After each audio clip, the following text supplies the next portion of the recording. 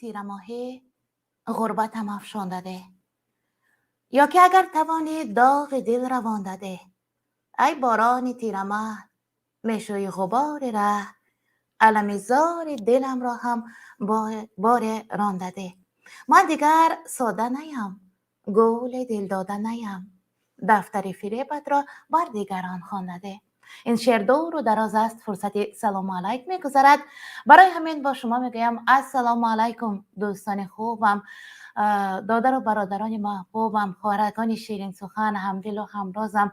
برای همه شما ماه سوم فصل تیر ماه را فرخنده باد میگویم، نوابسته از آن که چگونه هوای بار آورد. تیر ماه سیومش را پیشکش ما کرد، ماه نوامبر، و این سه‌شنبه اول این ماه است. الکی سه‌شنبه آمد. عمر انسان چقدر تیز میگذرد، عمر میرود. با برابری گذشتن عمر هر قدر سن ما به بالاتر نزدیک می شود، همان قدر عمر ما به پایانتر نزدیک می شود. عجب قانونه. خب روز از روز بر روزمان زم می شود و روز از روز از قسمتی برایمان پیشنهاد کرده خداوند پیشکش کردش کم می شود. تیر ماه خوبی باشد در زندگیتون گفته تمنا می کنم. این برنامه پرنده های مهاجر است و موضوع امروزه ما ابله در بهشت زمینی است. در عصر 21 ابله راستی در کشورهای دیگر اگر گوید که حتی در کشورهای قفا مانده ترین هم گوید که در دنیا یک کشوری هست که آنجا مجبورا هم بر خدمت وطن دعوت میکنند، بر حالمان میخندند. خب چی سبب شده که جوانان ما هویت ملی را گم کرده، دوستداری وطن را، مهر و محبت بر وطن داشتن را گم کرده، یا اعتماد را گم کرده بر وطنداری و وطن پرستی؟ چرا چنین شده و چی سبب شده که مقامات ها مجبورند دیگر طریق ابله و جوانان را بر صف ارتش ملی برند؟ دعوت میگویند اما دعوت این گونه نیست. دعوت با حجت می شود، دعوتنامه می فرستند، چون در کوچه ها با زوری باز داشته گرفته میبرند الکی این آدم دزدی می شود و اگر برگردانده دیهند با خیش و تبار بازی، آشنا بازی، با تخا بازی، همان عسکری بازداشتهشان را از یگان قسم حربی باز و خانوادهش برگردانده دیهند، بعدی جنایت آدم دزدی، آدم فروشی هم می شود. راستی آدم دزدی و آدم فروشی هست، دیگر چیزی نیست.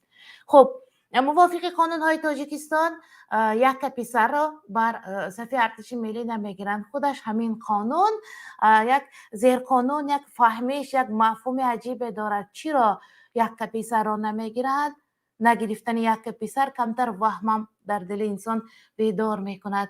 و اینچنین دانشجویان را در یگان دور زمان دانشجوی را به ارتش دعوت نمیکردند. او باید اول تحصیل میکرد، بعد ختم دانشگاه، بعد سال در خدمت مادر وطن می بود.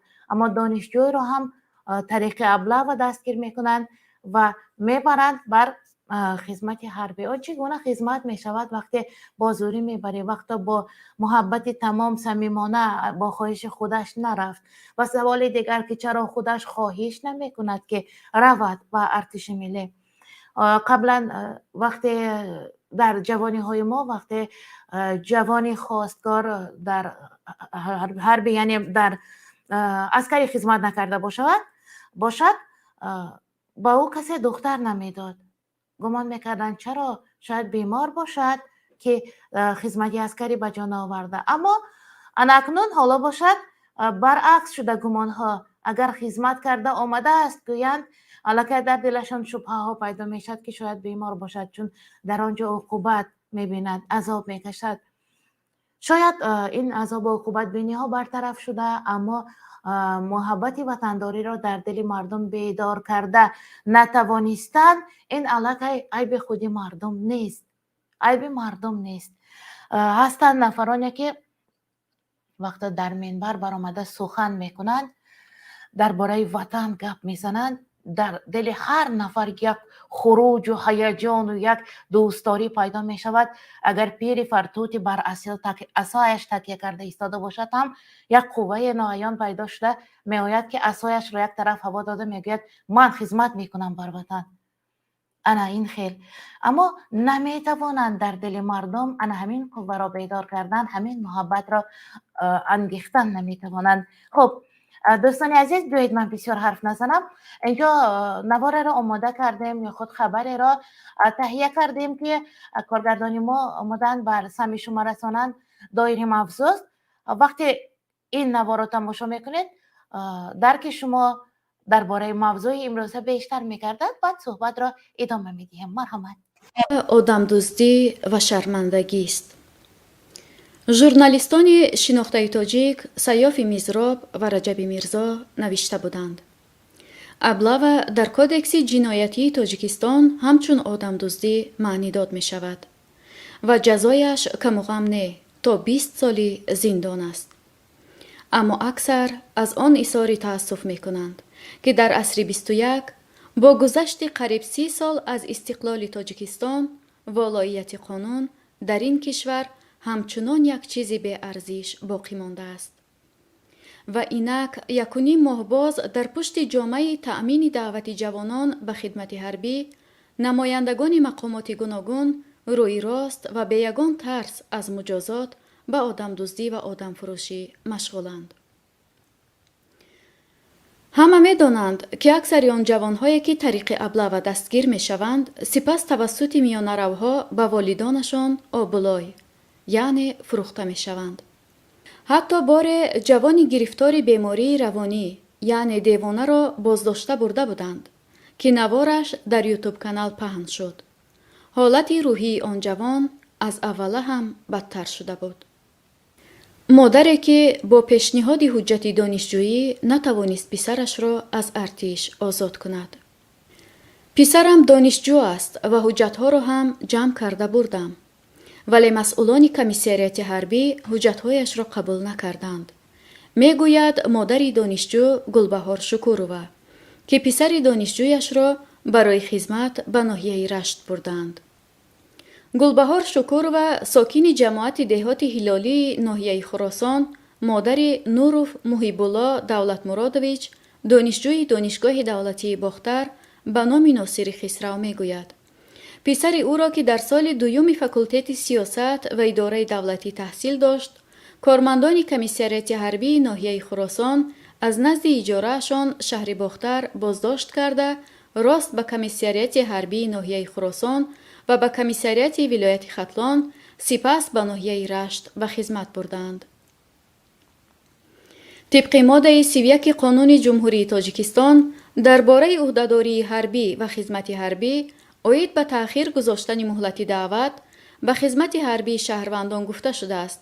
آنهایی که در شعبه‌های روزانه مؤسسه‌های تعلیمی تحصیلات عالی کسبی برای دریافت تخصص درجه بکالور و متخصص بار اول تحصیل می‌نمایند، در دوره تحصیل آزادند.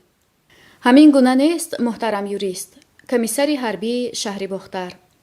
او همچنین به مقامات‌های دخلدار از قبیل پروکوراتور حربی مراجعت نموده است، ولی از جانب مسئولان این نهاد جوابی رد شنیده است. گلبهار شکورova برگردانیدن پسرش نوروف محیب‌الله دولتمرادویچ را تلاش کرد تا دانشجو برای ادامه تحصیل به دانشگاه برگرداند، ولی به نتیجه انجام یافت.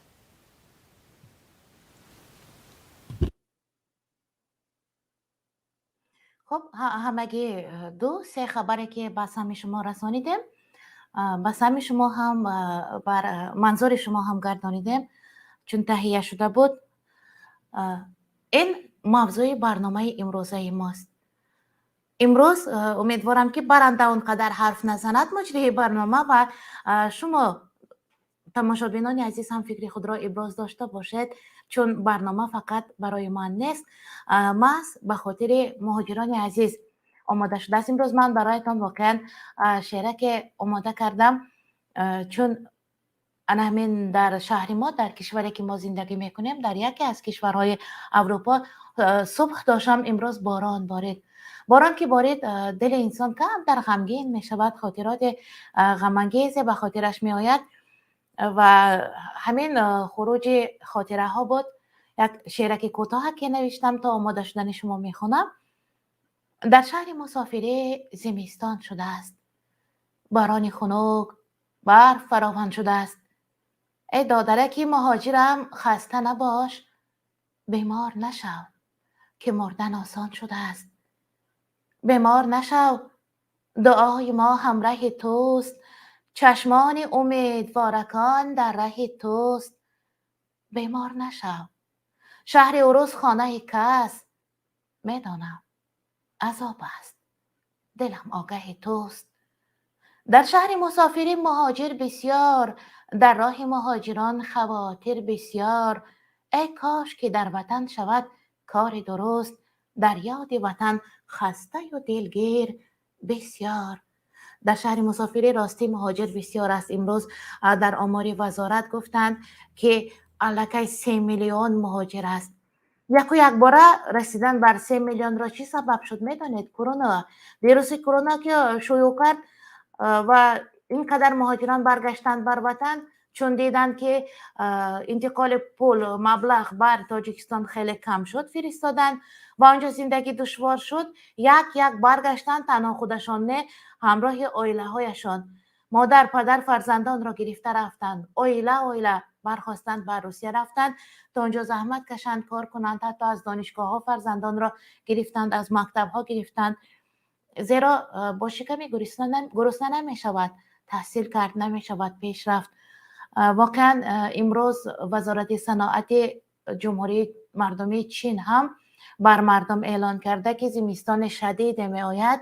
خیتای که همسایه ماست، خیتای که یک دولتی بر قدرت است و در اینجا هم از وزارت آگاه کردند مردم را در زمستان شدیدی آمده ایستاده تیار باشند بر زمستان گذرانی و موادهای اولیه طلبات روزگار را آماده کنند، ذخیره کنند. خطایی که گفته باشد ذخیره کنید، مقامات خطایی که گفته باشد، پس عکس همسایه به همسایه میزند. حالت تاجیکستان هم کم از چنین نیست. در تاجیکستان هم باید ذخیره کنند. اگر زمستان سخت‌تر آید، هنوز زمستان نآمده، برق الکی قطع شده ایستاده است، هنوز زمستان وارد نشده، هنوز برف نباریده، الکی مردم خیلی نالیده ایستادند که خانه ها سردند، خنکند، کودکان بیمارند، داروپولی ندارند، زندگی دشوار است. انا همین طور و واقعا امسال هم زمستان از روی پیشگویی نو، از روی یک تحقیقات علمی آب و هوا سنجان است که زمستان سخت‌تر می آید و امسال خدا میداند قوای برق را میدهند کاملا یا نه. تعمیر رفته ایستاده است گفتند، اما میدهند یا نه اینش گمان است. واقعا رقم واتساپ را هم فعال کنید گفته از ما پرسیدند، فعال است؟ نباشد همگان وارد میشوند طریق لینک برنامه وارد میشوند، هم با چهره خود هم به استفاده چهره میتوانید در این برنامه اشتراک کنید. گپ در سر ابله میرود. ابله با وطن خدمت کند دیگه گفته زبان دراز میکردگی ها هستند، باید خدمت کند میگوید. خب بله باید خدمت کند، اما کفالت سالم و بردم برگشتنش را بر خانواده دادن میتوانید. خب چرا قانون برای همه یکسان نیست؟ برای همه نیست. اگر سر کرده از فرزند همان نفرانی که در مقامات های قدرتی کار میکنند، در سری وظیفه هستند، از رئیسان و از وزرا و دیگرها بر خدمت حربی میرفتند، بر ارتش آغاز کرده بر خدمت میرفتند، دیگران هم البته پیگیری میکردند، پیروی میکردند آنها را و خدمت میکردند. حالا هم کم نیستند. در استرافشن ما یک دهه هست که در همه دور و زمان، حتی در دورانی که برای گرفتن یک بخانک نان روزی خلب، برای یک دانه خلب پشت مغازه نوبت می ایستادند، ما دهه داشتیم با نام نیجانی که 100% همیشه نقشه را اجرا میکرد. روزی 18 سالگیش هر جوان، عجب قاعده داشتند اهل دهه، روزی که 18 ساله شد حجت‌هایش را می‌برد بر کمیسریت حربی می‌سپرد. پس معلوم که در سر همان ده نشسته‌ها توانستند که در دل مردم همان هویتش را، همین دوستداری میهن را، همین افتخار وطنداریش را بیدار کنند. اما با برابری بیدار کردن، روزها بالانس میگویند، همین ترازو را برابر برای گذاشتن، با برابری بیدار کردنی این همه دوستداری محبت نسبت وطن، باید اعتمادش را هم بیدار کنه، باید یکسان بودن قانون را، برای همگان بودن قانون را هم معین کرده باشند و مردم نشنود از کسی که فلانی در خدمت حربی بود، او را لطوکوب کردند، شاته خورد، معیوب شد، آوردند، بعد چند وفات کرد. این گونه حادثه ها کم نیستند این گونه حادثه ها. بعد خدمت حربی آمده تا آخر عمر معیوب و بیمار شده ها کم نیستند. خب واقعا لایک را فراموش نکنید، چون که اگر شما لایک گذارید همین نوار پهن شده رفتن میگیرد. به شماره لایک شما وابسته است. ما از لایک شما مبلغ کار نمی کنیم یا از مبلغ شما ستانیدن نمی شود. همین که لایک گذاشتید، همان تکمچه پیسند را با دستانتان اشاره کردید، لایک گذاشتید، نوار پهن شده رفتن میگیرد و دیگران هم وارد می شوند، می توانند با برنامه ما باشند، در برنامه اشتراک کنند. خب در پیامک ها خیلی ها نوشتند که فرزند راهبران خدمت نمی کند. مثلا پسر رئیس جمهور را گفتند، پسر رئیس جمهور که عنوان گنرال دارد، گنرال ها نخواد در ارتش ملی خدمت نکرده باشند. می شود چون این هم که در ارتش، در ارمیه خدمت نکرده عنوان گنرال گرفته باشه. می شود؟ این سوال به شماست. خب لینک برنامه را میدانید، وارد میشوید، حرف میزنید. موضوع امروزه برنامه ما دعوت مجبوری یا خود آدم دزدی، آدم ربایی، راهزنی گفتن هم ممکن است و آدم فروشی هم وقتی برمیگردانند. این موضوع را از آن سبب انتخاب کردیم که هرچند گفتند نقشه دعوت به خدمت حربی از چندین شهر و نواحی بود شده است، اما ابله و هنوز هم ادامه دارد. ما که در رادیو کار میکردیم یک بار خوانده بودیم که نقشه دعوت به ارتش علاقه کی ها بود شده است، اما پلان ابله بود نشده بود. نقشه سرباز ربایی، آدم ربایی قطع نشده بود و بعضا آدم ها از ما میپرسیدند که چرا گفتید که نقشه بود شد باز هم ادامه دارد ابله‌هاشان. ما خودمان دیرتر پی بردیم که این ابله هم یک راهی پول کار کردن است، یک راهی به دست آوردن درآمد است و نفرانی که خبر میدهند حتی فلانی در ارتش خدمت نکرده، او را بازداشته گرفته میبرند و از خویش و تبار او مبلغ کار میکنند. یک همکاری ما بود، کورس 4 دانشگاه را ختم کرده بود و 1 سال مانده بود هنوز که از در ما تجربه آموزی آمده بود. از استودیوی رادیو هنگام خواندن خبر، ثبت کردن خبر، او را گرفته برده بودند.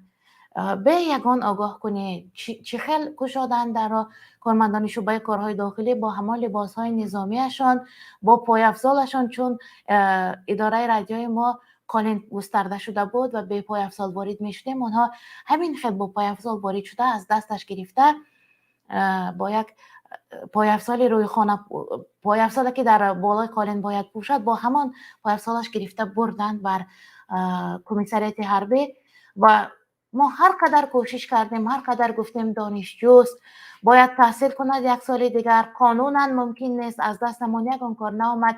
حتی طریق همان افری آزاد در پخش مستقیم رادیو گفتیم، اما یگان نتیجه نداد. 1 سال نه، دانشجو 2 سال خدمت کرده آمد در منطقه سرحدی. خب خوب است که خدمت کرد، محبت وطن در دلش بیدار شد بود از اول و باز بیشتر شد. خدمت باید میکرد، اما از روی قانون ختم کند بود اول. تماما نه دانشگاه میخوانده ها هستند، نه خدمت کرده ها هم بلیت حربی دارند، خریدند آن بلیت را میفروشند، هنوزم خواهند فروخت. وجدانشان کجاست نمیدانم. چرا اینها را دعوت نمی کنند و خانهشان شاید دعوتنامه هم نفرستند، یک مقدار مبلغ گرفتند. یا من دروغ میگویم؟ همه آن نفرانی که این حال مرا گوش میکنند میشنوند، آنها هم باور دارند و آنها هم خیلی ها را میتوانند باور کنند که حرفای مرا تصدیق کردنش ممکن است. خیلی حادثه ها را گویند. خب مرحمت، گوش میکنیم شما را. وارد شدند و بیرون شدند. موضوع دشوار است؟ دشوار که نیست البته. یا در شهر شما هم باران است، همه خواب آلود است و میخواهد گوش کند و الله بر این خواب کند. میدانم در تاجیکستان علاقه 3 ساعت با وقتی ما فرق میکند. در اروپا ساعت با وقتی زمستان گذشت 1 ساعت قفو شد. در مسکو باشد و در منطقه های در کشورهای آسیایی باشد، در برخی کشورها هنوز همان وقتی بهاری است. بله، سوم شما رو گوش میکنم. سلام علیکم. و علیکم سلام. گوش میکنم. بله، تشکر، بسیار تشکر. خب جون، در موضوع چی صحبت کردیم؟ بخشش موضوع ابلاوه یعنی سرباز شکار به تاجیکی. بدبختا یا مورا روز نمیتونه تا یا بسیار به انصاف هم به ایمان باور کنین. همین سال گذشته هم برادر ما بسیار بیمار بود. همونا ابلاوه سپراف آوردیم از دکتر که همین مقصد که همه آدم بیماره، مقصد رفتن نمیتونه، خدمت کردن نمیتونه. خورکی گفتن که چه شما پیشنهاد میکنید که آدم بیماره. ما گفتیم ما خاک دکتر گذاشتیم، من سپراف دکتر داریم، مقصد پیشنهاد کردیم. گفت که این میشوه میره خدمت میکنه، کارتشکا پوسکننده میشوه. این چی میفهمیم؟ اینه با فکر مقصد برادرایی که اینجا داخل شدگیم تو مقصد من نمیدونم، لیکن برادرها هم باید خوشو فکر کنن که مقصد همین کار طوره یا نطوره. خب برادر، رفتن به ارتش ملی این وظیفه هر یک شهروند هست، درست؟ بله. از روی قانون نگاه کنیم. بله، اما بله. قانون معین کرده که یک پسرها دعوت نشوند، یتیم کل دعوت نشود چون نان بیاره بله. دادرکانش است و دانشجو را باید دعوت نکنند. بله، همین. بله. خب اما نفرانی که باید خدمت کنند بلیت حربی را میخرند یا خش و تبار دارند در بالاتر، اما نفرانی که این خیل امتیازها دارند آنها را گرفته میبرند با راه زوری. بله، بله. خب این گپ شما جوانان نمیخواهند خدمت کردن. این گپ شما اپا بسیار معنی بزرگ داره. خب البته که چی با که بچه هایی که مقصد پدرشون بزرگ هستن اونا خدمت نمیکنن. پدرهایی که مقصد بچه هاشون دهقان هستن، بعد مقصد که بی پول هستن، کم بغل هستن، اونها دورید خدمت میشوند. خب بله. این نباید این کار، باید این کار رو رای کار این بدبختا رو دیدن در کار رو. با خاطر همین اما سخن کردم که برادری که بیمار بود، اونا که اومدن از داخل خانه گفتن که مقصد بیمار هم باشد، این برای ارتش خدمت مقصد که تیار است. ما گفتیم برادرها این تیار نیست و خیلی چت بیمار است میبریم. گفت که این بدبخت میرود در اونجا کارتوشکا پوست میکنه.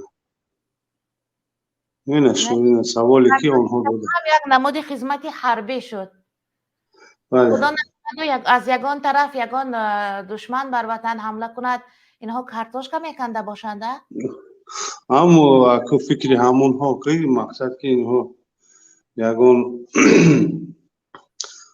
مقصد که آخه دستی ها هیچ کار نمیوه اپا جان. مقصد که این مقصدی بیماره یا که کجا اینا خدمت میبرن من نمیفهمم اپا. باید یک بیماری روانی را هم بردند در خاطر دارید. بله بله بله. با همین خاطر ما گفتنی هستیم که اپا جان همین مقصد که مثال همه برادر هستیم، همه دوست هستیم، همه هم فکر هستیم. مقصد که همین اگر که در باره خدمت که گفت زدن، مقصد که باید که هموطنان ما باید همین چیز رو دستگیر کنن که پسران آن دارامندانی که هستند آنها هم به خدمت هر گونه‌ای که مقصد که دعوت کرده شود که آنها خدمت کنند. قانون برای همگان یک خیل باشد. یک بله. خب دادر بیایید یک نفر دیگر را قبول کنیم. شاید فکرهای دارند نسبت به ما. مهاجر در نوبت بودن. بعدن باز هم شما السلام علیکم اپا. و علیکم سلام. گوش میکنم دادر. اپا من گفتنیم که یتیم هم دیدیم بردن خدمت، کسلی هم دیدیم بردن خدمت، اما بچه رئیس، بچه منمی شکم دارو، وظیفه دارو، برای چه پولکی کردن؟ بچه رئیس میدزه، کمبغلا میتیه و امبلید میخره، با مردم نمیگن انا بچه رئیس. پیش میگفتن چوه بچه کمبغل میره، بچه رئیس نه. این دهنی خلق بستن بود. در اصل این چیز یگان کمبغل زورش نمیرسه و پولا بتیه و خدمت نکنه. کمبغل میره و بچه رئیس پولا میدوزه. 10 تا بلیت و این بلیت هم در کوشه، 100 تا در کوشه میخره. یکمش، دویمش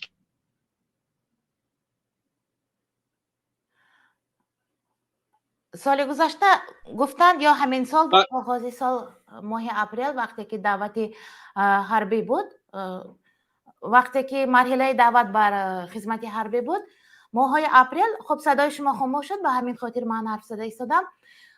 همان وقت مبلغ معین کرده بودند. در خاطر دارید مبلغ برای نرفتن به خدمت حربی قانوناً بود. بله بله. اپا گوش کنید بچه رئیس، بچه رئیس سویتا بینه، بچه رئیس در شهر دوشنبه زندگی کنه، خوب زندگی کنه، همه راحت. بچه رئیس بینه اینمی تاجیکایی که کدامی که هست مهاجری میبیاید، همه خودش خدمت وطن کردن در کار. لیکن باید بچه رئیس هم کنه، بچه کمبغل هم کنه. همین ما کار میکنیم در اینجا عزا میکشیم، بچه امامعلی میخرش، دختر امامعلی میخرش. اپا اگر ما گویم سوید میگه که تعمیر رفته است، اگر ما گویم که اینترنت میگه ما یک کوه دوریم، بین یک کوه کرغیزستان اوله بمویم. اگر ما گویم بنزین 12 سوم شد میگه که ما تولید نمیکنیم، ما چی نمیکنیم. اگر ما گویم که یا چیز دیگه، یا بهانه، یا پس برای ما امامعلی چی در کار، پس برای ما حکومت چی در کار، پس برای ما رحمانوف چی در کار. فقط برای همین دزدیدن. بچه چوب رستم امامعلی خدمت نمیکنه؟ چی آتش آدم بلنده؟ رستم امامعلی ما ندیدیم یک عمر در خدمت؟ همین قشفه هم دیدیم که دمی مسکو میخونده بنگشیده دیگه نماندنش، اتستاتش ندادن رفتن. یا آدم یا بچه کمبغل 10 تا دیپلم داره، چرا در اینجا بل لپوته زده میگه خیر نه. صدایتون کنده شده آمده ایستاده است. دادر مهاجر واقعا یک جمله خوبه گفتند. ما در همه جا خدمت وطن را کرده ایستادیم. واقعا مهاجر در خدمت وطن است. آخر مهاجر وطن را خورانده ایستاده است. برای اهل وطن نان کار کرده آمدن مهاجر مگر خدمت نیست؟ خدمت نیست مگر خدمت است. از خدمت حربی دیده خدمت مهاجرت مثلا آسانتر است؟ مگر آسانتر است؟ یا مگر راه نانیابی در کشوری غیر آسان است؟ پولیابی آسان است؟ پول روان میکنیم نه سوید مون میتین ایش کسالی وای کسالی دکتر قیمت یا امضا در کار میشه 100 رئیس باور کنه که ما فقط کوین با حکومت کار داریم. اگر همین حکومت آزاد مونه من برم 5 سال خدمت کنم و نکم در وطنم آزاد باشم برای من بهتره. نکم نیست همین چیز. همه راحت بچه رئیس، بچه امام علی، بچه وزیر، بچه محمد سعید یا عزتی بیچاره داشتیم در همین جای یاردم میداد، یا صغیره را یا کسی یا تشکیل میکرد یا دهن نان میداد. امام علی دمی رشکش اومد همو بیچاره را هم گریف برد. ما هیچ که نداریم. یا کرامت شریف بود بیچاره یا دو مهاجر را یاردم میداد همو بیچاره را برد کشت. آدم کش در آزادی گشته هستند. همو میگن که طوق زرین رو در گردن خر میبینم. این روز همو طوق زرین من در گردن خر دیدم. همو عاقلان در همو زندانن تمام. بله گویا حافظ در زمان ما زندگی کرده.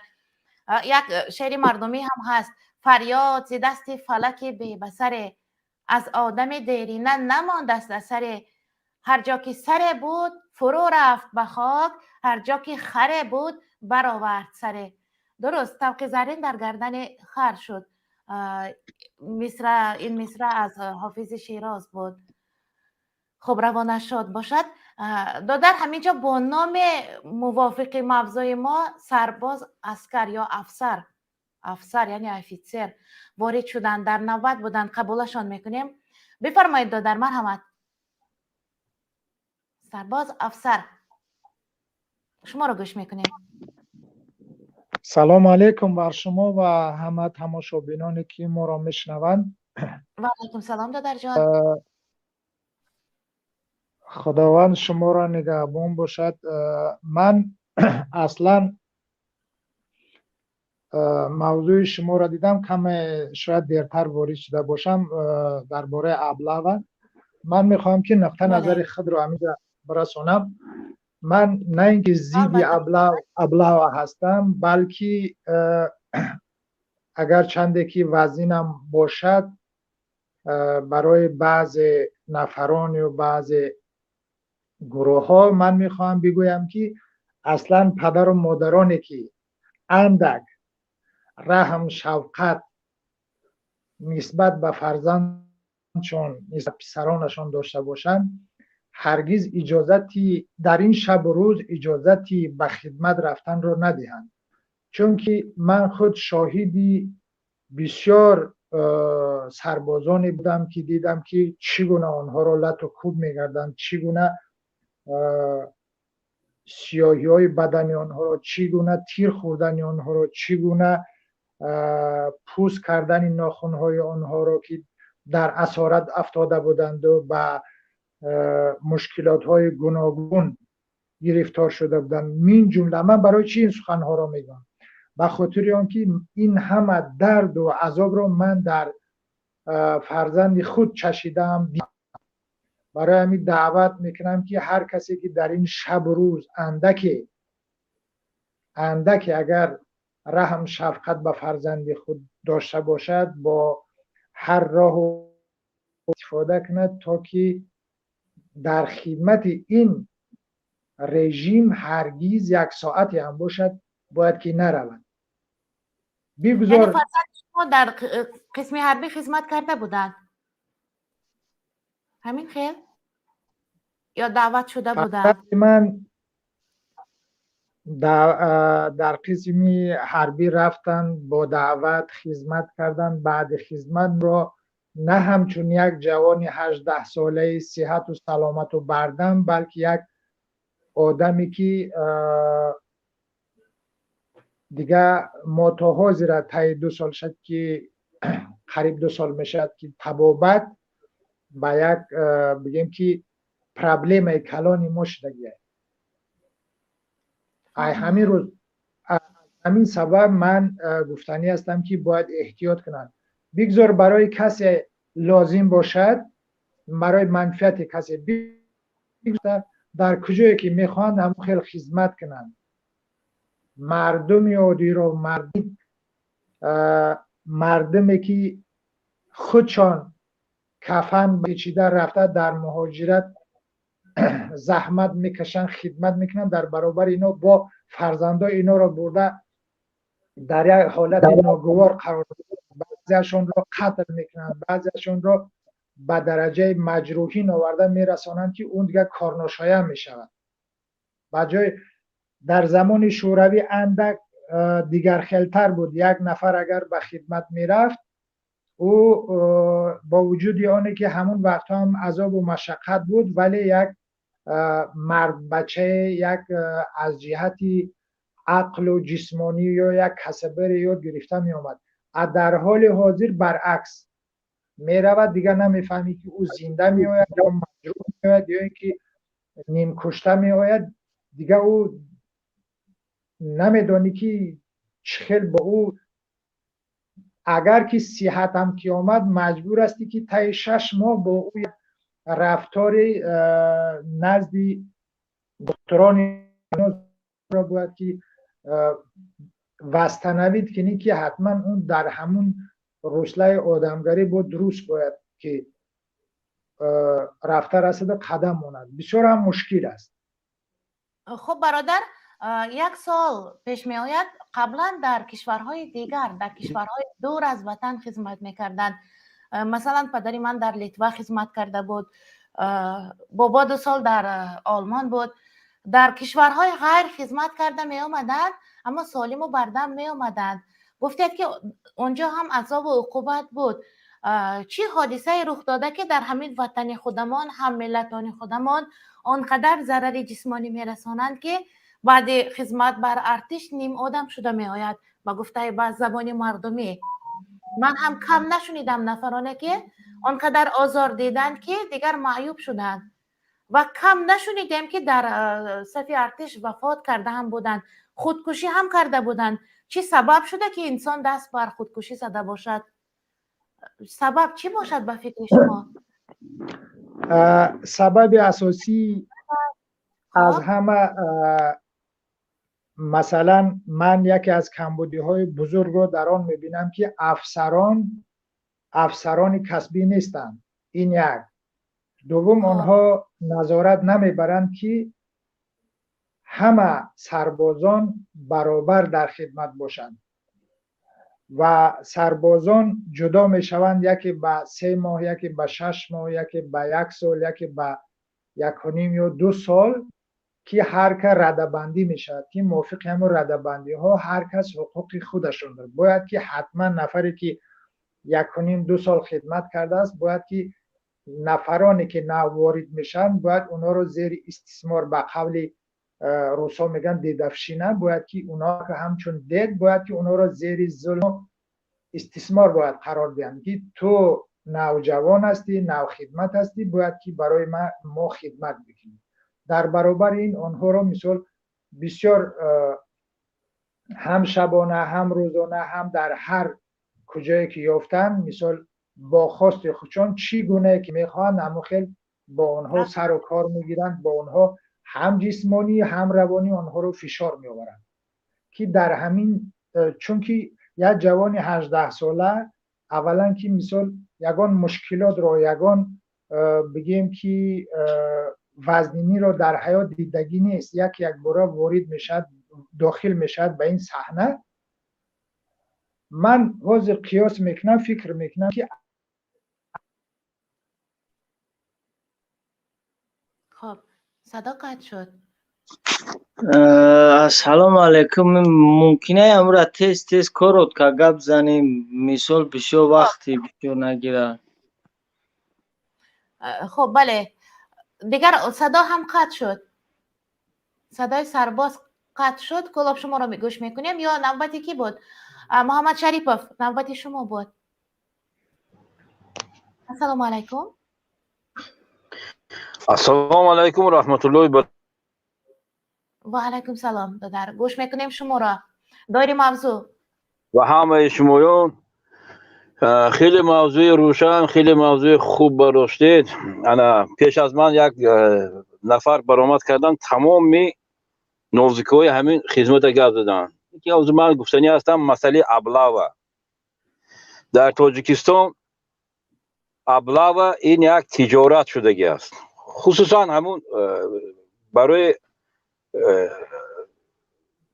در یک سال 2 موسم اینها تجارتی از همین سر کرده از رئیس محله تا وزیر مدافعه. بله اگر شاخوش گپ بزنیم، اگر از سود حربی تا پروکورور حربی، اینها در همین دو موسم فقط چی کار کنن و پول کار کنن. کی سپورت کنه؟ مجبوری نامجبوری انکو با حکومتی که تاجیکستان از عهده ایدئولوژی همون خود ملت بیدار کردن نمیتوند، میدونن که این از دو طبقه جدا شده، یعنی کمبغل و بای، دزد و حقجوی و حقگو. برای همون قدر اینها حرکت میکنن. یکمش آنچه همین مردم کمبغل با قمچین زده کار میفرمایم، به خدمت دعوت میکنن، لیکن با چنین افسرها در یگان محاربه غالبیت نشان دادن نمیتواند. موفق بودن برای چی که نمیتواند. بیچاره تمام حیاتش فکری همون بای نمیکنه، همون حکومتدار، همون لاشخور نمیکنه. میدوند که این اعضای قومی نیست، اینا با زیر پا میکنه. برای همین قدر این نه که در ساحه خدمت مدافع، این در همه ساحه روزش است. مثال گیریم، انا ساحه معارف از سپتامبر تا آگوست سر میشد، فقط محصولات فروشی، مجبور سر لباس خریدن، رنگ 8 مرد گل میخرن، یا همین یک وزارت روز خودش داره. باور کنید همین خودش را چنانه که در آغاز گفتم نقشه حربی بود می شود، اما نقشه ابله بود نمی شود، باز هم ادامه می یابد همین برای پول کار کردن. این برای فقط پول کار کردن. این حالی با همون 25,000 کدام جو گرفتن این من نمیدونم. این با کدام عقل گرفتن که 25,000 خیلی. باز یک نفر گفت زد که همون بایا تماما پول نمیتید، حکومتدارا پول نمیتید. شما فکر هم نکنید که برای بچه‌ش خدمت ماندن یا پول نمیتید، یا تا حاضر ندادن آینده هم نمیتید. اینا با همون کسی کمبغل مجبور میکنن، میدوند که هم خونش باید 2 گاوه 2 گوسفنده باید فروخته، باید بچه‌ش خدمت نه و روسیه برای غلام میفرستند. نقشه همین، نقشه اینها همین، فقط پول کار کردن. برای چی که همون رحمانو دزد اول با دزدای دیگرش اجازه دادگی. حل این مسئله یگانه استعفای رحمانو. باید رحمانو همون ریشه کن کردن نکن. وقتی که ریشهش کنده، دیگراش یا با دولت صادقانه خدمت میکند یا که دفع میشن میرن. دیگر نیست. خب فکر دیگرها چگونه باشد در این بابت؟ قبول کنیم مرحمت دیگرم گفتن. خب مرحمت. البته. تشکر برادر یا دادر هستید برای بیان ابراز اندیشه هایتان. اما جان دارد اندیشه هایشان خیلی نکته های اینجا جانک هم بود که 100% درست میگیرد. چه نوشتن؟ پیوست که مرحمت ما را پیوست نماید، یعنی اینجا حرفی او نیست. مرحمت در جنوب کشور حرفای صدانک را گذاشتن میفهمند. خب عجیبش این که مرحمت امیر گفتنیم که برای همین ابلوکنه واسه نه واسه خب پلانشون بود میشه با میقپن و دمو را با دیگر رایانو میفروشند. شهر نیست اینا ناموشون بگیریم. امیر گفتنیم که همین کارشون باز کنن. خب دادر یک سوال، در کشورهای بیگانه خدمت کرده سالم و بردم می آمدند، حتی یک تن و توش مردانه گرفته یک با وقار با لباس های زیبنده خود می آمدند، با در همین شهر ما با کرنه سرمایه ها پیشگاه می گرفتند. امروز در کشور خودمان در هم ملتان خودمان چرا اعتماد کرده که نمی فرستند؟ چرا سالم بردم با روحیه سالم انسانی بر نمی گردند؟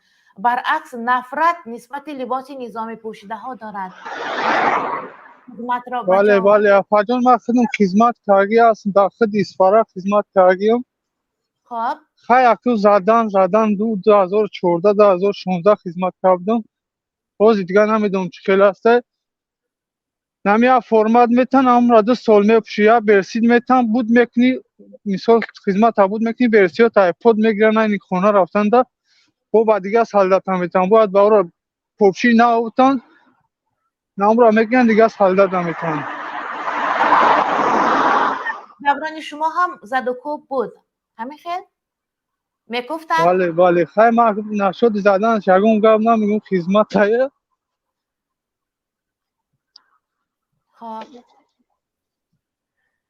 فهمم من شما رو فهمیدم. این برادرها اگر بتونن امیر راستی در خدمت کنن او خوبتره. 1 سال خدمت میکنم اویله خدمت هم دو خدمت خدمت 14 سال اویله خدمت در نه امضاش هم ببینید نسوم شو. شهروندی هم جای کار هم یافته میدهند. بله میدم که توصیه میدهند در روسیه. عجیبه که همین 2 سال 3 سال هم جمعه سن 1 سال خدمت کن الده خوبه. در کشورهای دیگر سلامت باشین افاجون. تشکر برای ابراز اندیشه‌تان، برای اشتراک تشکر میگویم. در کشورهای دیگر، در دولت‌های دیگر شهروند کشور غیر را به صف ارتش ملی یا برای خواندن در جاده حربی قبول نمی‌کنند، اما روسیه عجیب که قبول می‌کند از کشورهای غیر در خدمت حربی. مرحمت حاجی شما رو میشنویم. السلام علیکم اپا. و علیکم سلام. موضوع اپا جان خب من یک و دوران من آمدن به سر من ابلاوا خب سال 2003 سال بود و من رحمتی پدرم من با گفت که من یک شناس دارم بیا هوای مال گاو دارد وای با کار میکند بیا به هوای رو گاوی هوا 2 سال نگاه کن و همین خدمت حربی می شود. به همین خدمت حربی وینی بلد. من گفتم پدر ما از 4 طرف گرانیتسیا داریم مبودایی یا ازبکستان قرغیز افغان دیگر طرف حمله کند به خونه به زمین ما من او автомата نفهمم با تیاق من چخیلی قطیوه مبارزه برم. پدرم گفت چی مقصد داری؟ من گفتم پدر اگر راضی باشی من به روسیه میروم. سال 2003 بود. پدر گفت اختیار در شما. من گفتم مایلش پدر جون. بعد ما دامکام میگویم میدونید اپا جون. بله. اما دامکام کوچه آمده من با گفت که همین تو باید خدمت روی گفت برای که همه کمبیزات کوچه ما بودیم اپا جون. گفت باید تو خدمت روی. من گفتم من تو خدمت نمیبری من خودم خدمت میرم. نه من توی میبرم گفت. و همین خیلی شد خیلی یک کار شد مقصد من بلیت گرفتر به روسیه آمدم اپا. من طول چند سال شده 2003 حساب کنید اپا جون. من همون قصال شد من از دم حجرتم باز در روسیه همون سال خدمت آمدم. من در همین مهاجرت اپا جون همون یک خیلی سالدتایی که حاضی سالدتان به نام سالدتان لیکن 10 مردهان من به هوایو میگم هوایو همون автомат که разбират sabират میکنن نخسر میفهمم اپا جون. من در مهاجرت که میگن самоучка или самоучение من خودم یاد گرفتم در مهاجرتم همین چیزا را یاد گرفتم. بعد اینکه بعد از سالدت اومد 2010 سال بود من سوال دادم автомат چه خیلی разбират میشه چه خیلی sabират میشه. اکا گفت من چیگون گپ شما با من یگان بار автомат ندیدم بغرض تیاق.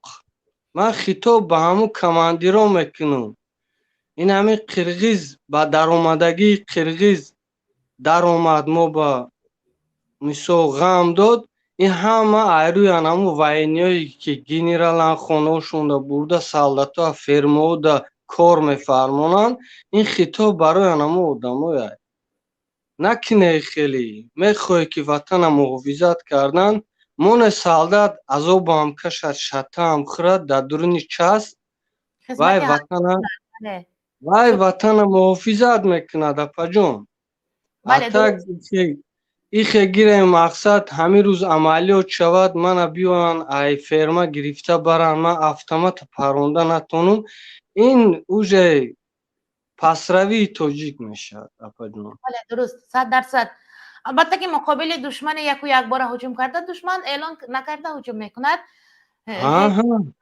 پوده ин را аст апаҷон گرفته برآمده یا کارتوشکا پاک کرده برآمده نمیشود چنانه که قبل از شما گفتن کارتوشکا پاک میکردن баъд як гапи дига буд дар инҷа апаҷон ман ҳамин як солҳои ҳамин мақсад ҳамин дачаи президент ба хостам ҳамин муҳоҷират бас кунам кора да апаҷон 2007 буд 8 буд набиём гуфтам хай дачаи президент гуфта наздиктар дуруни душанбе ба кор гуфтам даром خب баъд даромадам як солдат ҳамунҷа истодаги ака гуфт нос надоред гуфт ман гуфтум нос дорам гуфтум баъд нос додам гуфт ки ака гуфт агар шумо ба даркор бошад ягон чизи материалӣ гуфт мо барои як бурида нон метавонем ки дачаи президента маҳсулотша буроварда фурӯхта тием шабона ман гуфтам шумо чӣ хеле муҳофизат мекунед ака гуфт ҳаме дар гардани ман автомата ман ҳамин автомата зарижат карда наметавонам мефаҳмед гап дар киҷо мерад мо намегем мо ҳамамо шербачаем мо шукронаи худо тоҷикем пушти мо форс омадагиай мо ҳама персзабонем худо хоҳа мо ягон ҷода бой наметиҳем и бой доданиам нестем миллата хароб кардеста як одам ҳичка нест بله 100% ягон одам апаҷон ман ҳамқа хитоб дорум ҳамин солдата бурдан ай аблава мебаранд баранд част ба хизмат кунад хизмати ҳарбӣ кунад хизмати молбонӣ накунад хизмати як командира накунад хизмати ватана кунад ман بله розӣ будам از گفتار شما چنین پای بردم که حتی اسکران پشت در او که راهبر دولت که میلتق در دستند автомат در دست آنها هم صنعی هستند شاید هم صنعی باشد نظر فریب майлаш апаҷон дар ҳама хизмат мезананд дар ҳамин россия ҳам мезананд мақсад ман мебиём гражданин мешам ба ёшим мана хизмат мебаранд мана чурка гуфта мезананд не ки ман дард намекунам барои чӣ вай хизматай майлаш ман вайни билета мегирам не ки ман чӣ ман автомата мефаҳмум пистолета мефаҳмум чӣ буданша ай граница ягон кас дур омад ман ваям мешиносум кияй ман вай чӣ хеқатиш гап занам солдатои моя ҳозир ҳамин эфирда ягон солдат бура савол те автомат чӣ хел разбират меша чӣ хел сабират меша ягон солдати ҳозиразамон намедонад апаҷон صداقت بر وطن گفته چی را درک میکنید بله ман نمیفهمم ватана дӯст медорум апа ман ватанда ҷонма метиҳум не ки ҳамун солдатое ки азоб мекашанд дар дуруни ҳамун ватан азоб кашанд хоки ватанда азоб кашанд не ин ки раванд хони як командирда гови ваям нигоҳ кунанд хӯроки солдата апаҷон дидагиам бурдагианд хӯроки солдата ман шумо дар ин ҷавоб мегӯм апаҷон хӯроки солдата командир хонаш бурдагиай ленги гова апа ман ин чиза ба ду чашми адаб дидагиам апаҷон командир هم گرسنه نه командир командир гурусна солдат куҷо пеш равад апаҷон командир гурусна солдат куҷо пеш بس равад فطرتاً گرسنه است دائما گرسنه است ман ҳамин ҳозир бахшиш апаҷон як минути дига вақт унам ҳамин рӯз як мардак омад военӣ кор мекардааст дар тоҷикистон аз ставка рафта аз ставка кора бас кардааст як ҳафта шуд россия омада мегӯяд додар шаворма хай ман харид ман шавормафурӯш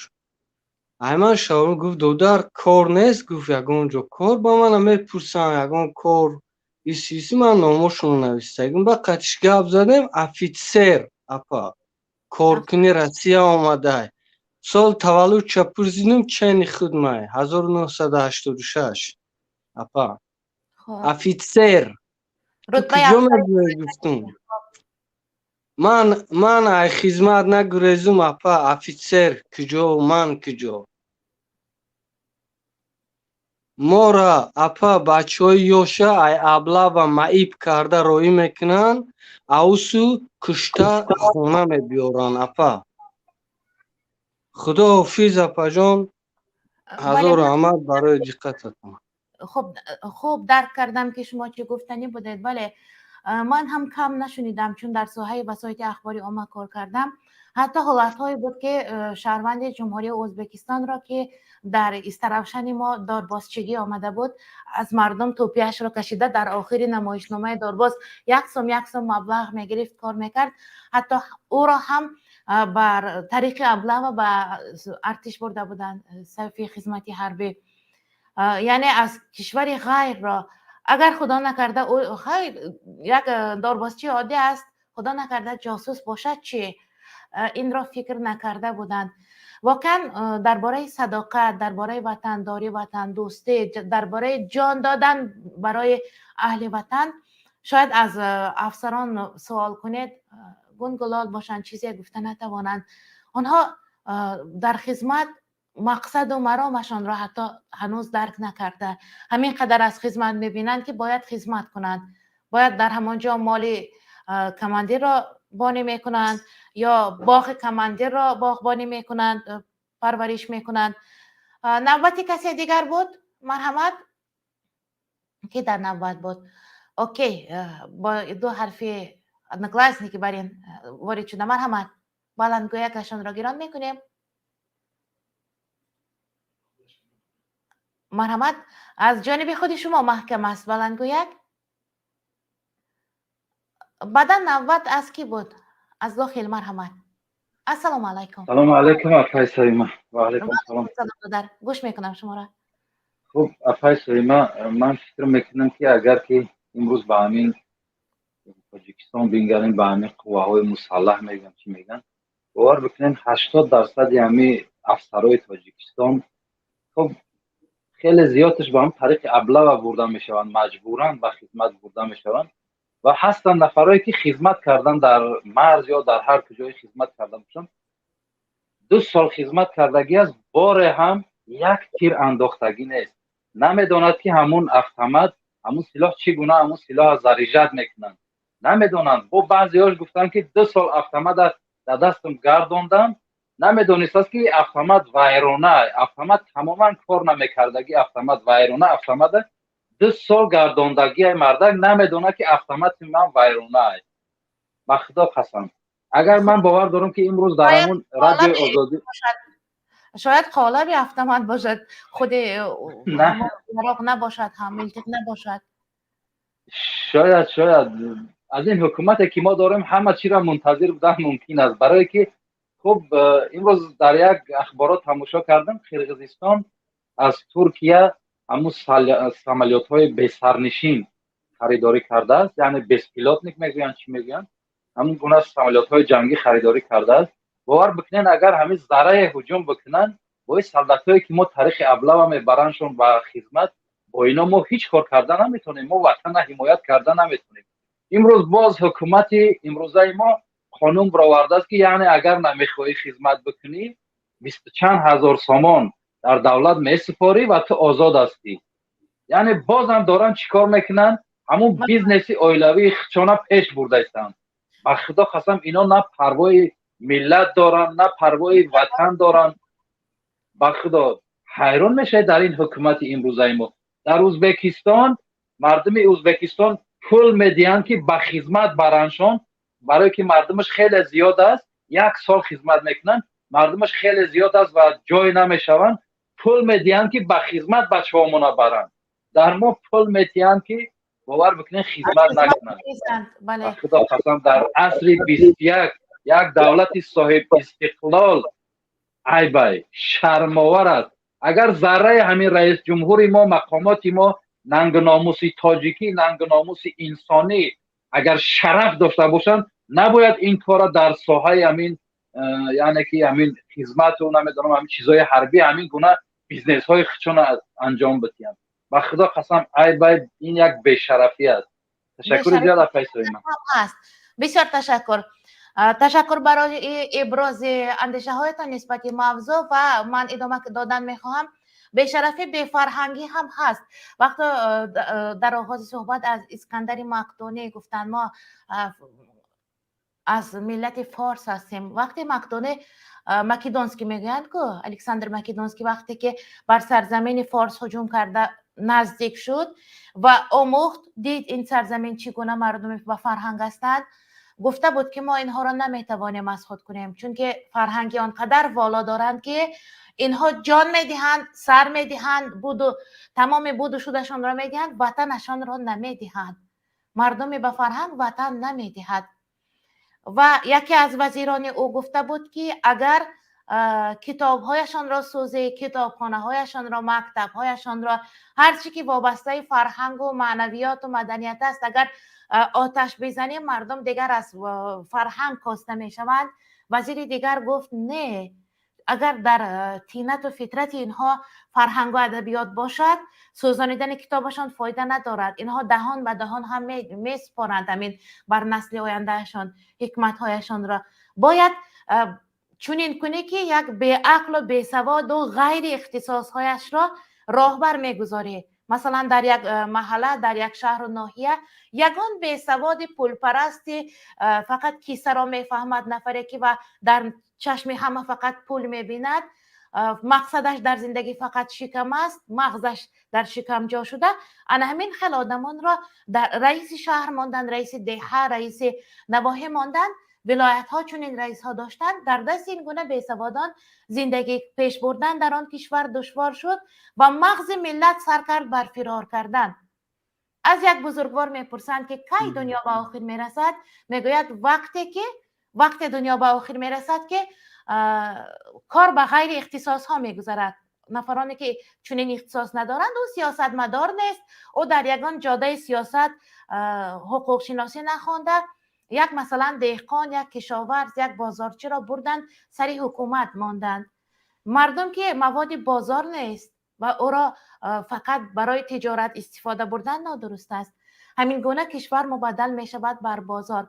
مثلا یک اگرونوم میبرند سر منبر می نشینانند، کشور می شود تبدیل به یک بازار کلان سبزواتی، مثلا تپه کدو و خربوز و تربوز می شود. مثال آورده ایستادم. انا همین طور. خب درباره صداقت یک حرفه که میگویم بعداً باز نوبت را بر تماشابینان میدیم. از گپ زنی شما دوستان ذوق خودم بیدار شد. من کوچک بودم، بابایم اشتراکچی جنگ بود، 7 سال در جنگ بوده، در جنگ آلمانی فاشیستی. و بابا آش میپخت، آشپزی ماهر بود و هر بار با طبق آش میداد، میگفت خانه فلانی بر، خانه فلانی بر. و من چکن همان طبق آش را برده میدادم. یک بار خسته شدم، دیگر خسته شدم، گفتم نمیبرم. بابام گفت که این آش پلو را میبری به خانه همان یک موسفید هست که در پایان همین در آخر بلندی خانه اوست، یک پای ندارد، میدانی همان موسفید را، با همان موسفید همین آش برده میدهی، آش پلو را. من گفتم بابا همین موسفید یک پای آش نخورد، نیدیه.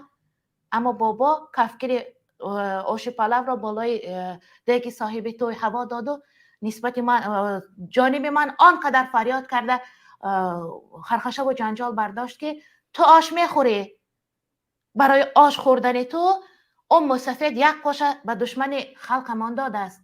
او یک پاشه در میدان جنگ و نبرد از دست داد تا که امروز تو با خاطر جمع اینجا آش خوری.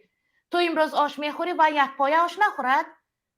و من از گفته خود پشیمان آن آش را گرفته، گریان باشد هم با یک دل پر از محبت نسبت وطن خود و محبت نسبت همان پیر یک پایه، همان آش بردم به خانه موسفید. دیگر همان موسفید در نظر من قهرمان بود.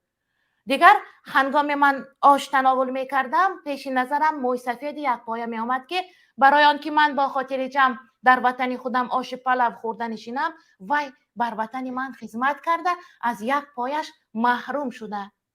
انا همین روز صداقت بر وطن را در دل جوانان ما بیدار کرده نتوانسته ایستاده ایم. کی باید بیدار کند؟ البته آن نفران میتوانند که فکرشان در کیسهشان، مغز سرشان در شکمشان نباشد، یک مقصد و مرام و یک محبت بر وطن داشته باشند که آن احیا شود، اهدا شود، بر دیگران پیشکش شود. خب نوبتی که تنظیمگری آوازی ما مرحمت حق گفته سوال گذاشتن. حق یکی از نامهای خداوند است. مرحمت دادر گوش میکنم. السلام علیکم. و علیکم السلام. اپا جان ягон каса қабул кардан гиред ман контракт ҷада кордорам баъд бо алоқа доме бурем. خب بسیار خوب. مرحمت نوبتی که بود مهاجر بعدا گارد ملی. السلام علیکم و رحمت الله و برکاته. مادر عزیز سویمه خوب هست امیدواریم انشاءالله و برادران در این و علیکم سلام دادر جان. برادرانی که در این شرکت اشتراک میکنند همه کسا سلام علیکم و رحمت الله. امیدواریم که اوضاع خوب میرود. ها البته میشنویم شما را. مادر عزیز سویمه از دیدار شما خیلی خوشحال هستیم. باز خیلی شد ما میخواستیم در با شما دستیاز باشیم.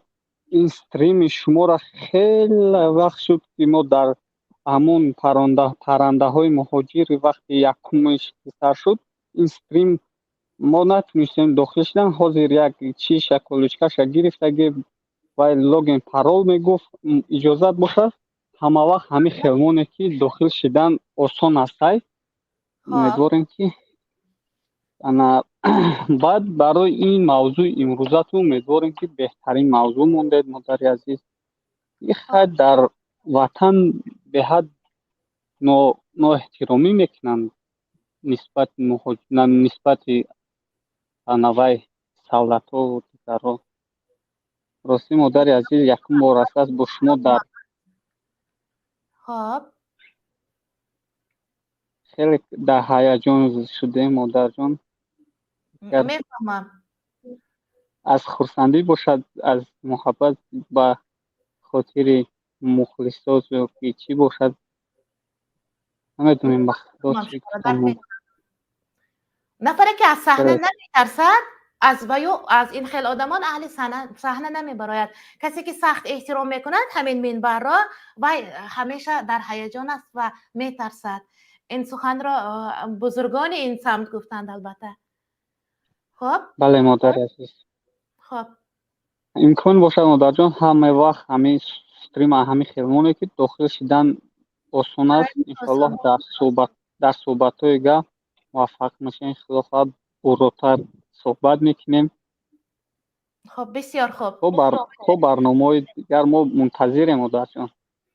تشکر بر شما مخلصی عزیز و این حال کارمندان تکنیک این سخنهای شما را کارگردانی ما تنظیمگران آواز شنیده ایستادند و خواهش شما را البته که عملی میگردانند. نوبت گارد ملی بود بعدا عبدالله بودند همین طور. خب آماده باشند عبدالله. گارد ملی شما را. گارد ملی سلام علیکم. واردیا یعنی که و علیکم سلام دادر جان. گوش میکنم شما را. یا برادر شاید باشید از صدایتان معلوم است. خب خیلی همین شما را اپایت خواهرت. من در فکر همین بچه هایی که به اومده گبز سعودیان در فکر بسیار از من راضی نیستم. بله شما حق دارید که راضی نباشید. برای همین من راضی نیستم که من سربازم. من سرباز دستی غفور میرزایفم. برای همین گارد ملی نوستگیم. بیستم پریزوی گواردیای ملی. تا همین روزا من سرباز احتیاطی با по-русски как говорится по должностным снайперист. من سرباز احتیاطی ام.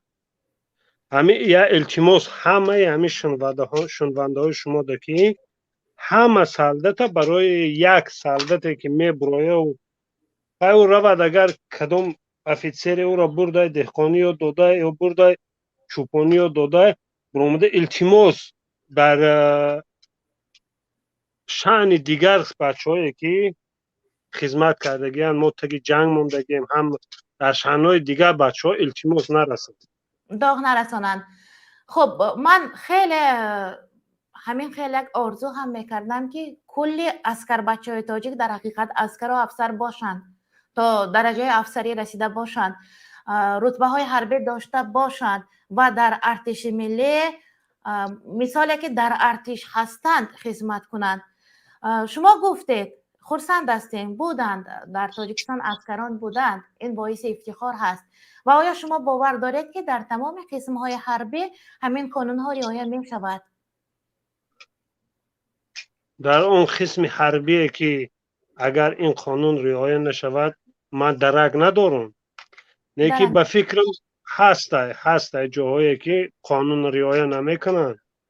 در این بیچاره سالدت گناهکار نیست. این همون افسران قسم نظامی که در همون قسم نظامی اند و همین سالدت میبرند در دیگه کار میفرمند، او بیچاره میبیاید دیگه автомат گویی کلند نشان میتیه، او بیچاره گناهکار نیست. این خود همو افسرها گناهکارند. خود همانهایی که راضی شدن این کار را کنند، اگر نکنند او را لطوکوب کنند چه زوراوری نیست. من گفته استم شما با سای ماپا من شما با گفته استم که اون سالدتی که میره و یا دهقانی میکند یا چیکار میکند او گناهکار نیست.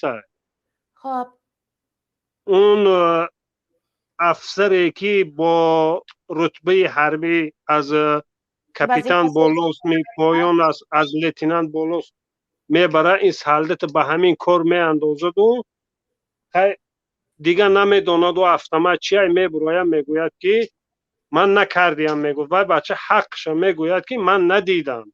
او گناهکار نیست، او حقش گفته است. این من ندیدم автомат چی بودنش نمیدونم. در اینجا من فقط تو استفاده میکند. بله درست. من در اینجا فقط گناه افسران رو میبینم. این دهقان بچه کم بغل بچه نیست در آیله که مثلا автомат باشد، قطعی автомат سر و کار کرده باشد، از دهقانی میرود به دهقانی گشته میبیاید خانه و میگویند که همه سربازای تاجیکستان همین خیلی التماسشون میکنم که در شأن بچه‌هایی که مرد بارین خدمت کرده برآمدگیان، تگی جنگ موندگیان، تیر خوردگیان، مردگیان، زنده موندگیان با رانیان، اینولیدان، در شأن همون سالدتون نرسید. التماس برادران یا التماس برادرانتون میکنم. خب همصفای من بهترین همصفای من سینه جوانی خود در سینه خاک منتخب کرده است. من ویار تمردن قهرمان ملت میدونم. التماس در شأن همه نرسید. التماس همه سالدت تاجیکستان قطعی گوسفند و قطعی کارتوشک خدمت نمیکنه. هستند سالدتایی که گرانتمیات و پلمیات قطعی خدمت کرده. شما حق هستید 100%. منم جانبدار هستم و یگان نفری هم نبود که همه اسکران را یک خیل عیبدار کرده باشد بر پادبانی و ده مردگی و کارتوشکا پاکنی، اما هستند. گوش کنید اپا جان، خب اپا جان گوش کنید. گفت که همه سالدتی تاجیکستان همین چند نفرش گفت او شاید خودش حال خدمت حربی چی باشد، او شاید گفتیان قاعده اساسی خدمت همین که در پاد باید تو پرتیانکر راستو پیچانی، شاید همون مرده خودش حال پرتیانکر راستو پیچیدنش نمیدوند. در شأن همه رسید. این در شأن من زنده هم، در شأن من در شأن خودم مرا درد نمیکنه. اون سربازای میگم که برای وطن حاضر آنها بجای آن که براید آیلش آغوش کند یا پسرش آغوش کند یا دخترش آغوش کند، خاک آغوش کرده خواب. در شأن ویان نرسند. التماس هزاران التماس از شما. بله من باور دارم که همگان شنیدن این حرفای شما را. خب دادر، من یک سوال دارم. سبب چی شده که همین جوانهای امروزه ما انا همین صداقت بر وطن، محبت وطنداری را در وجود خود نتوانستند بیدار کرده و تشکل داده؟ سبب چی باشد؟ چی گویم؟ سبب همین که از یک طرف حکومت سسته، حکومت как говорится не обеспеченный. درست. از طرف دیگر مردم تاجیک نسبت به پول داده شدند، گسنه ماندند، کمبغلی کشیدند، به جای آن که به خدمت روند گریختند آمدن روسیه. آنجا کار کردند. اما یک نکته دیگر هست. در زمان جنگ بزرگ وطنی همان یک بریده نان خلب روسی و کمتر روغن زرد که شکاف های خلب می نمود با همان طاقت کرده خدمت کردند. گرسنه هم بابا می گفت که خمیر می کردیم، در داخل خاکستر گور می کردیم، گرمی همان خاکستر شخ می کرد می خوردیم. و حتی یک مقال هم همان زمان بود که آرد گندم در زیر کش شتر می پزد. با ازبکی تگ قلتوکش میگویند در همین تگ زیر پاهای شتر میبستند و میپخت است همان آرد، گویا در بیابان گرفته میبردند، خمیر میپخت است، شخ میشود، ترش هم میشود و همان را تناول میکردند. اما خدمت کردند، گرسنه نماندم نگفته خدمت کردند. در یاد دارید ارتش آبی بود، موزه های خود که چرمی بود کنده چرمش را مکیده از همان انرژی گرفته قوت گرفته خدمت کردند برای وطن.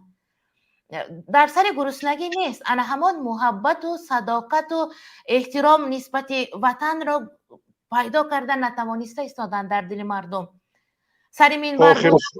سرمون بربوده ها شاید آنقدر ظاهرا پاک نیستند که باطنا پاک نیستند که در ظهورشان معین نشده ایستاده است. دعوت کردن بر خدمت حربه این یک استعداد میخواهد از انسان. نفر نفسش یک تالار بزرگ را تابع میکند، نفر میبرد یک ساعت گپ میزند، کسی چی گفت نمیداند، یک سیانس خوابیده هم میخیزند در مجلسگاه. همین خیل؟ آخر سخنم گویم شما با البته مرحمت دادر. سببی که مردم از ارتش، از قوای مسلح، از اینها دستکشی کردن، سبب همین که گروه حکومتی و گروه مخالفی حکومت خیلی بود، گروه اپوزیسیا بود، گروه میدان شهیدان بود، میدان آزادی. این چیز برای همه روشن است. برو اومدن جنگ کردن. شما میگوید در جنگ 41 و 45، در جنگ 41 و 45 شما برای من دلیل آوردن میتونید که همشیری شفقت پروندگی هستند، یا از طرف اتحاد شوروی یا از طرف آلمان فاشیستی پرونده شدن همشیری شفقت شما برای من مثال آوردن میتونید؟ نگاه را پراندن ممکن نیست در میدان جنگ و پوشیدن لباس حربی صاحبان این کسب‌ها پراندن ممکن نباشد. ما در جنگ شهروندی تاجیکستان در درون بلنیسه آدمکشی کردیم. برای همین مردم ترسید. مردم تاجیکستان، آفرین مردم تاجیکی، حالی هم باز گفتی آدما که بازم رفته استیان کم کم خدمت کرد. آفرین به مردم تاجیک. مردم تاجیک خستن میدان شهیدان کردن، میدان آزادی کردن، برو آمدن آدمای میدانشین گریختند و برفتند. از طرف حکومت هم میدان تشکیل کردگی و گریخته برفت، از طرف گروه مخالفین هم میدان تشکیل کردگی و گریخته برفتند. بیچاره همون دهقان بچه رو آوردند و پیشکه کردند و کشتند. برای همین مردم ترسید، گریخت از خدمت، از تگ همین قوای مسلح گریختند. دیگه یگان سبب زیادی نداره. خب دیگر برای همین که هر یک رایون با زیاده از 200-300 جسدی سالداد رفت، جسدی از 18 تا 25 ساله رفت. دیگه مادرها ترسید، پدرها ترسید. بچه‌ش گفت که دیدی، گفت رفت مردش اومد گریز. من این گاو فروخت و گفت من این پول گریز رسیبه میکشنده همه قگب شد دیگه یگان سبب زیادی نداره. خب این اندیشه اما من مقابل اندیشه دیگران هر حرفی که گفتید حق دارید.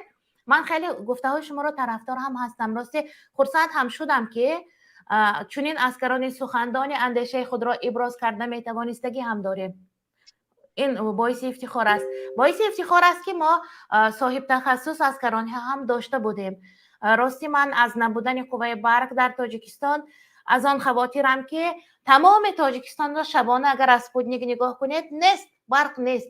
در یگان شفاخانه اگر نباشد، یک برق آزاد یا یگان شعبه کارهای داخلی، در دیگر جا همه جا تاریکستان. دیگر آمدن دشمن را هم یگان خیل پای بردن ناممکن است.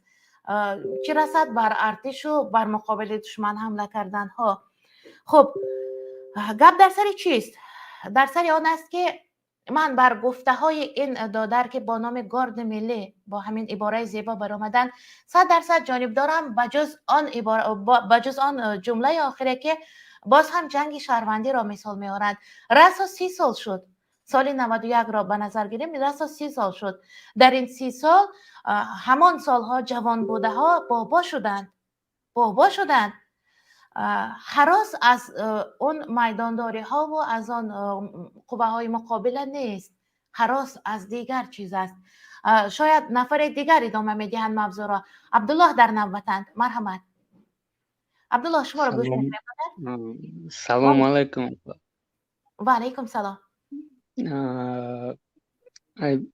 ما برای همی امنیتی تاجیکستان گفتنی گپو دارم. خب که ما همو جودا بودم، همو جودا کارو فعالیت میکردیم. همو اتیستو دارم. ما یک خیلی پیام دارم همو را. مرحمت. اتیستو کافی رو اولی ما را گوش کنین، شما دولگا نمیرین. مسلمان ها همه وقت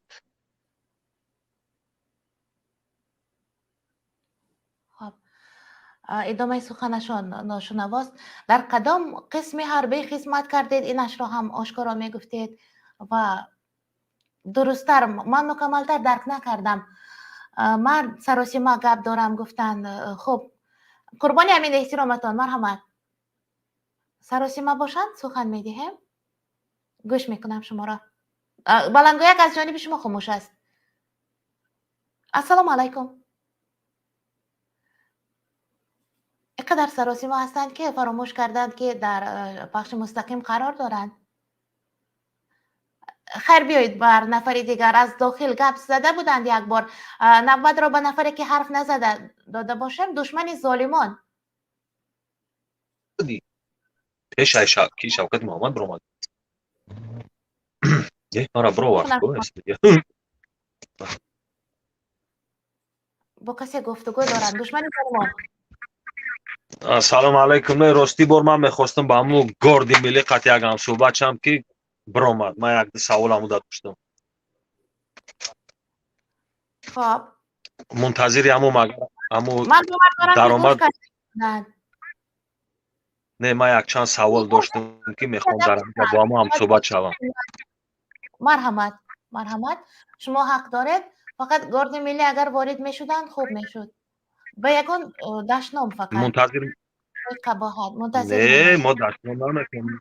ما را هم چو برادر میشماره. من یک چند سوال داشتم با هم میخواستم با هم صحبت شوم. او چگونه مقصد گارد ملی بود. شاید یکم ذره ما هم از همصفان ما باشیم. مقصد میخواستم با هم صحبت شوم. یک چند سوال داشتم با هم. شاید سوال هایتان را میگوید چون فرصت برنامه کم است تا او وارد میشود. تا اون دادر منتظر میشوم. در پایان منتظر میشوم. اگر وارد شید میخوام با هم صحبت شوم. خب اگر وارد نشدن در برنامه ما منتظر میستیم. دیگر. خب من سراسیمه گپ دارم نوشتن، بعدا تاجیکستان و پیش همین عباره خیلی بسیار و میخورد در فیسبوک هم، در ادنکلاسنیکی هم، دیگر و دیگر شبکه های اجتماعی هم. تاجیکستان و پیش همون کجا رو در نظر دارید؟ از طرف جنوب با پیش باید باشند یا از طرف شمال جانب قرقیز یا از این طرف شرق جانب خیتای؟ با کدام طرف پیش رفته ایستاده باشیم؟ خب نفری سراسیمه شما گپ نمیزنید؟ نباشد تاجیکستان با پیش موج اینترنتیشان نهایت چی است؟ ضعف دارد. از تاجیکستان شاید باشند که بله تاجیکستان به پیش گفته برآمدند از تاجیکستان. این صدقه اینترنتی وطن شویم. در عصر 21 ما حتی علاقه درست اینترنتی نداریم. ما شاید برآمده تعریف کردنی بودند. قربانی تعریف کشور عزیزم. وطن ما جاهای تعریف باب خیلی بسیار دارد، جاده های تعریف باب بسیاری هم دارد. من خیلی مخلص هم بر اهل ادب وطن، بر اهل قلم وطن. چون یک جوان بود صحبت را دیگر جانب بردم. ما در قاموس ادبی استروشن مرکز علم فرهنگ بود و در آنجا از فرانسه یک جوان آمده بود، تاریخ شناس بوده است و یک ترجمان ایرانی داشت همراهش. ما وقتی آن فرانسوی را گفتیم که یگان 4 مصرع شعر خواند با زبان فرانسوی، هم در اندیشه کرد و گفت که ما مثل شما آدمان بلند نیستیم، یعنی ما اونقدر بزرگوار نیستیم که مثل تاجیکان شعر دانیم. در جاده شعر البته تحسین کردن ممکن است، در جاده ادبیات ممکن است، جاده های تعریفی داریم. تاجیکستان با پیش. شما حرف نمیزنید؟ السلام علیکم. نه آرام هستند. خب نفری سراسیمه هم خط اینترنتشان ضعف پیدا کرد. دشمن ظالمان انتظار گارد ملی هستند. من انتظاری که باشم پس من خودم حرف زنم. مرحبا مهاجر، شما را قبول میکنیم. السلام علیکم. و علیکم السلام. سازن خوبه؟ بسیار تشکر، خدا را شکر. شما ما همه رو دیدم در حقیقتا وطن فروش بوده که میگن که سالتوی ما تیر پرونده نمیتونه چی در نزد دیگه ملت ها همه وطن پس دادیم فروخته سیم. در حقیقتا شما خویم بوده این میگفتم ما خبر نمیتدیم. خب این مراجعت نسبت من است دادن، یعنی من خویم بودم. نسبت تا نسبت شد نسبت این بچه که اقبال پرستن که اقبال بیا اقبال پرست نسبت نه خاموش نکنید بهتر بود. نسبت بچه‌ای که اقبال پرستند در حقیقتا شما همه خویم بودین. ما تو این درجه شما مقصد. خب دادر جان شما مرد نام دارید؟ مالداشای ما هر متولیشون در همه و دادر جان هم در آرام باشد. و شما که همجنسی خود را چی دادید، یک تشبیه دادید بر زن اقبال بی گفتید. من او را کاملا نمیشناسم، اما هرگز چنین نمیگویم چون یک مرد هم ملت من است، یک صاحب دین صاحب عقیده است. هرگز چنین نمیگویم چون خیانت بر نام مردی یک هموطن من میشود.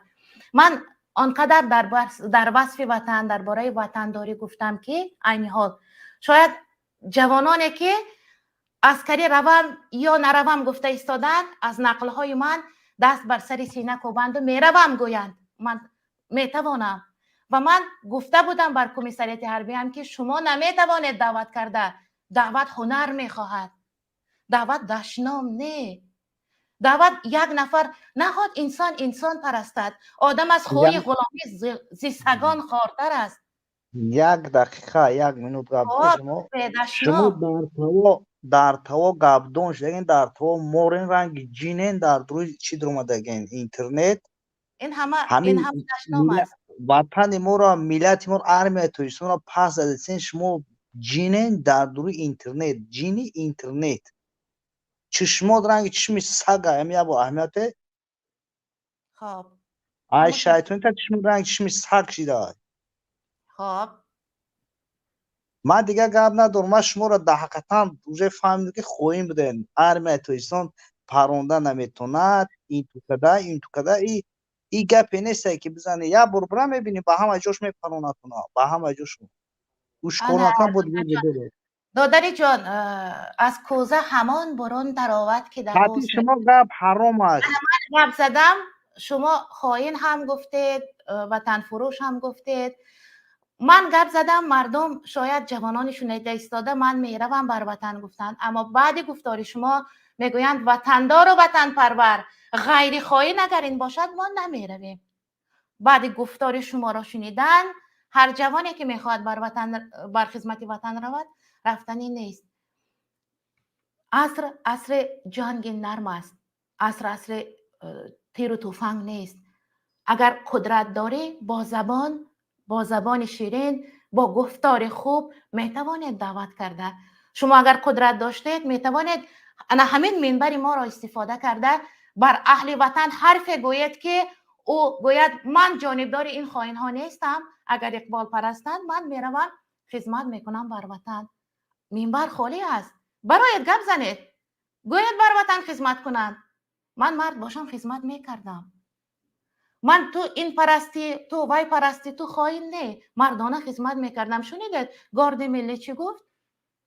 آفرینشان توانستند هم درستیش را گفتند هم نادرستیش را. قبول میکنیم تاجیکستان به پیش صف باشد. مرحمت. ما منبر خالی دادیم که حرف زنید تو خائن هستی، چشمت چشم سگ است یا چیز دیگر. ابراهیم ادهم یک گفتار خوبه دارد، میگویند هر کسی که بر پرستش غیر خداوند کسی را هم تشبیه داد یا خودش پرستش کرد، او از سگ دیده پایانتر است، بدتر است از سگ. این جوان هر دو را هم رعایت کردند. گفتارهای ابراهیم ادهم را واقعا روز گذشته خوانده بودم درباره او. خب تاجیکستان و پیش آماده نیستید حرف زنید؟ واقعا اگر نفرانی که این حال تبشان کمتر خیره شد سخنانی همین دادره که سخت با وجد آمده و سخت در حالت قباحت و حقارت هایشان جوشیده آمد و آنچه در کوزه بود تراویده رفت، از سخنهایشان دلگیر شده باشد، من برای شما یک معلومات خیلی خوبه میدهم. یک بار تبسم کنید. اول تبسم کنید. تبسم کردید؟ اکنون گوش کنید. تبسم صدقه است. این گفته من نیست. حضرت پیامبر درود بر روانشان بر آل و اصحابشان گفتند که تبسم کردن صدقه است. علمان همین تأثیر تبسم را بر دیگران کشف کردند. تبسم چگونه تأثیر دارد بر دیگرها. معلوم شد که تبسم یک تأثیرات خوب دارد و معلومات بزرگ در خود چی میکند؟ در خود معلومات بزرگی را سرجم نگه میدارد و تبسم یگان نفر تأثیر تبسم نفر دیگر را ندارد. هر کس تبسم خودش مضمون و تأثیرات خودش را داشته است و در برابر تبسم کردن حرکت های مشکای چهره آنچنان یک نموده می گرفته است که حالت روحی شخص، محیط زیستی او، تاثیر آدمان گرد و اطراف، این همه در تبسم او انعکاس میکرده است. بعضی آدمان میخندند که خندهشان را بینید گریهتان میآید، یعنی از درد، از الم، از این همه را فرو نشانده میخندند. این گونه ها بزرگ هستند که احساس خود را فرو نشانده با تبسم پنهان کردن میتوانند. تبسم ملایم قدرت پراکنده کردن شدت را دارد. هر کسی نسبت شما حرف دغل گفت، سخت گفت، حقارت کرد، قباحت کرد، بر او یک تبسم ملیح هدیه میکنید و همین جواب بهترین نسبت اوست. شرط نیست که تو خدا خواهیم، تو این بودی، تو وای بود. نه، چشم ها آینه روح انسانند. در دل هر چیز میگذرد بر مغز رجوع میکند و چشم آنچی را میبیند که در وجود انسان است. کسی که درونش چرکین و آلوده است، در بیرونش همه را خائن، همه را چرکین میبیند، چون که وای از ظاهرش نگاهش همین خیل چی مضمون میبردارد. خب تبسم شفا بخش است. مشاهده های طبیبان زیاده ثابت کرده است که تبسم در شفا یافتن از بیماری یک نقش مهم داشته است. خب همین طور تبسمی که ما همچون تحفه میدهیم بر کسی دیگر برای خلاص شدن از درد کسی کمک میکرده است و با این و دیگر سبب ها تبسم یک نوع صدقه است.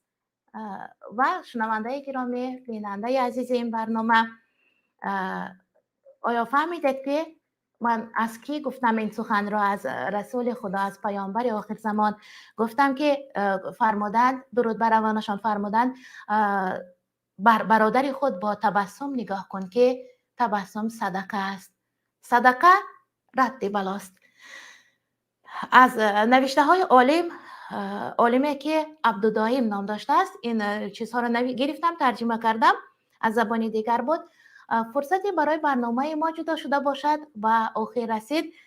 برای آن که وقتی پرقیمت خود را در یک نداشته در برنامه اشتراک کردید، فکرتون را ابراز کردید، خواه جانبداری فکری ما بودید، خواه مقابل فکری ما بودید، من فکر همه شما را جانب دارم، چون که هر یک روزنامه نگار باید به هر دو پله ترازو برابر نگاه کند.